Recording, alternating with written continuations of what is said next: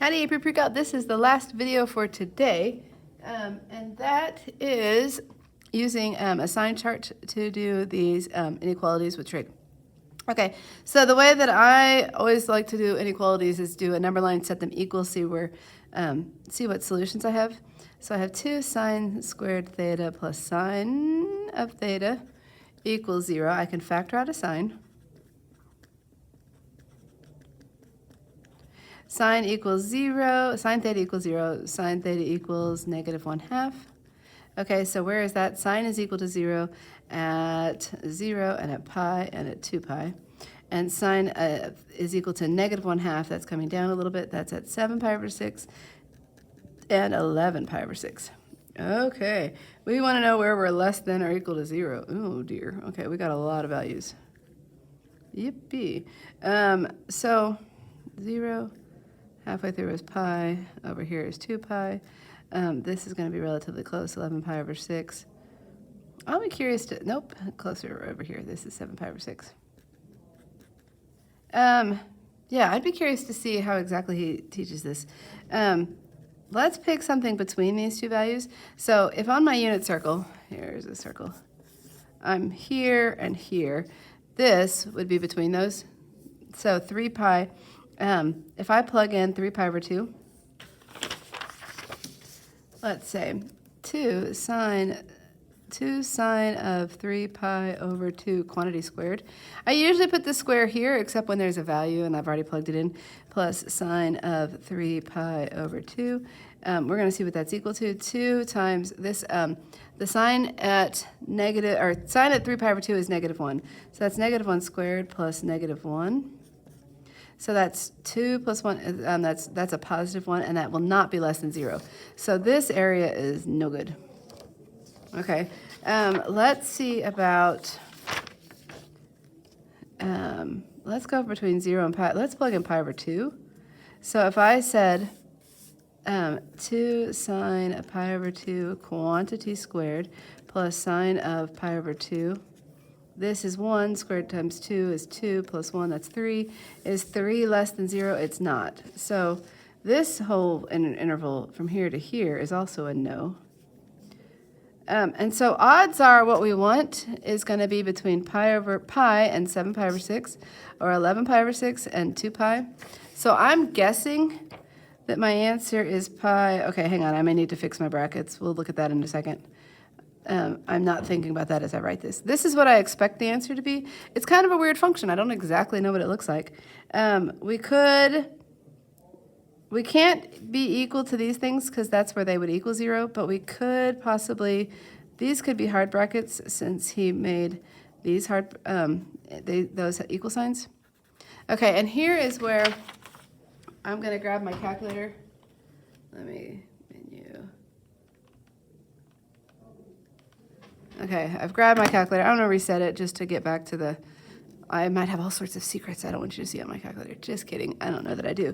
But, okay, what I want to do is I want to come to menu. I'm going to come to graph.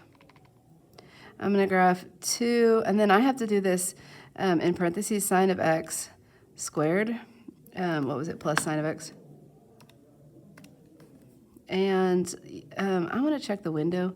So they were telling me to live between 0 and 2 pi. Okay, so that's, well, let's go from -0.2. I don't need much, well, maybe bigger than that, maybe -0.5.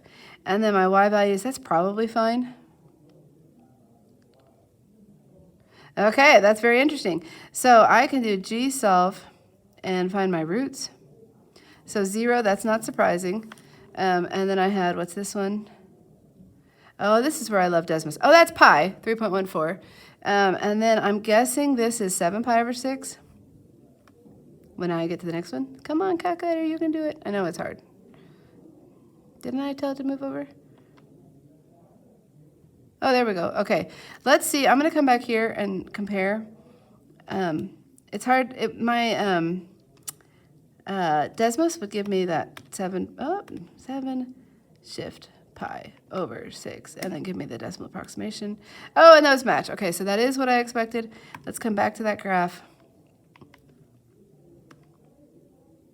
Okay, so that's 7 pi over 6. That's got to be 11 pi over 6. The next one, G solve root Okay, there was 0.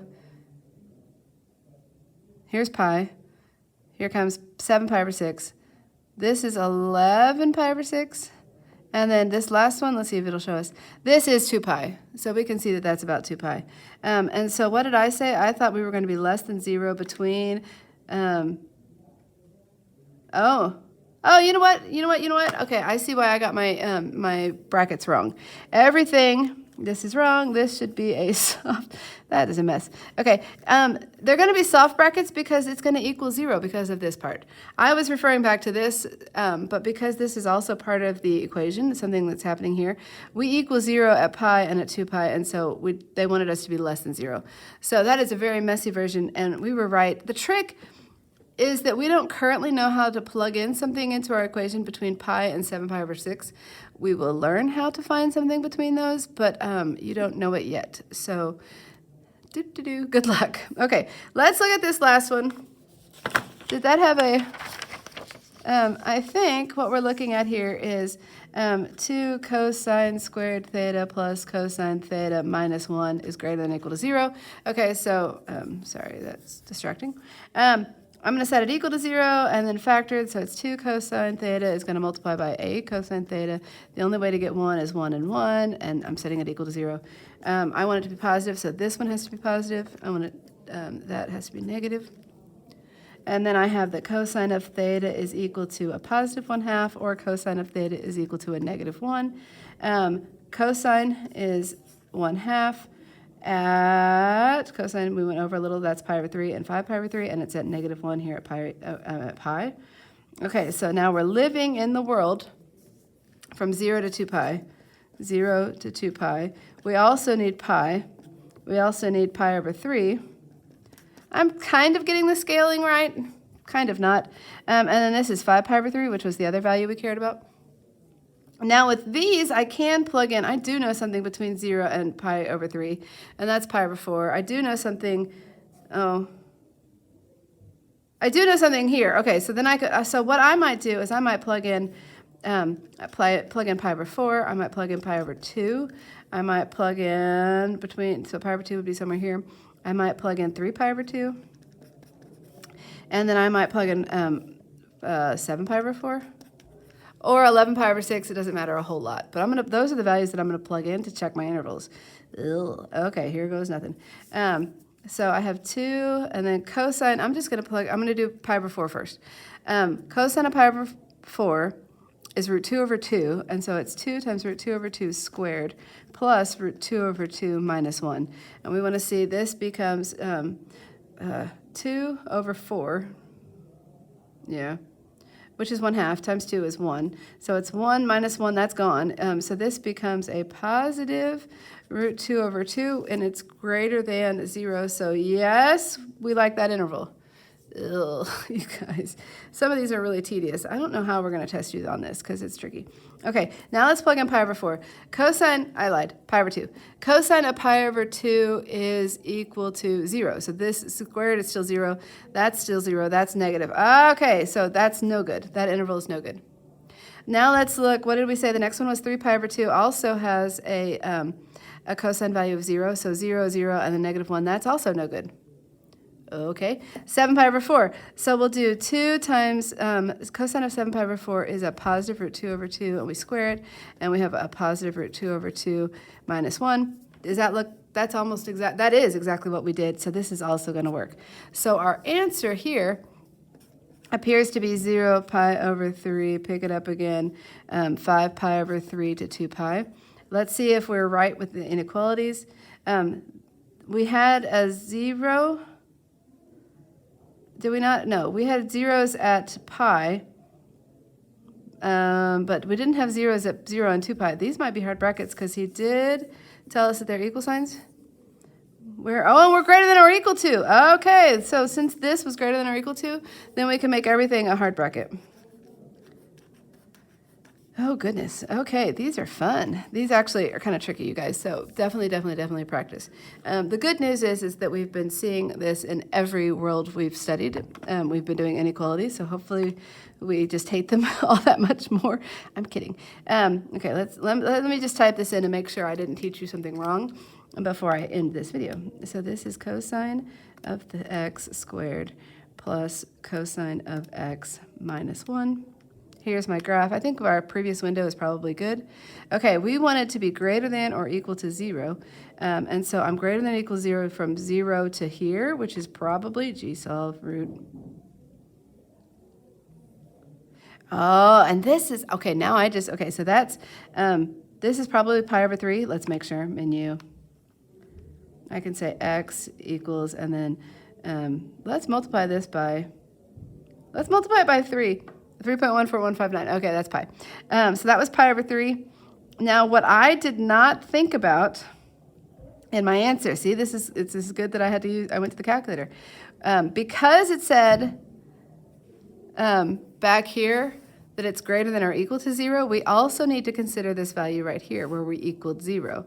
So, but it's only that particular value. So you'll notice, okay, so g solve root, that was pi over 3. This is pi, and then the next root is at 5 pi over 3. We can go verify if that's 5 pi over 3, but it's got to be. So really, we want, I don't know how you do that with interval notation. Let's see, maybe it's the set. It's the set theta such that theta equals pi, or we have 0 is less than or equal to theta is less than or equal to pi over 3, or 5 pi over 3 is less than or equal to theta, which is less than or equal to 2 pi. That set notation might be the best way to do it because you have an equal spot and then 2 different intervals. I'm sorry, you couldn't see everything I was doing. To be honest with you, this is why I have not been writing problems with an equal sign, because of this exact situation. I didn't want to deal with just a particular spot where it touched the x-axis or whatever and then bounced on from there. Who knows what AP will do? That will be an interesting thing for us to discover. So hopefully that was helpful. Subscribe, come back for more. I'll see you later.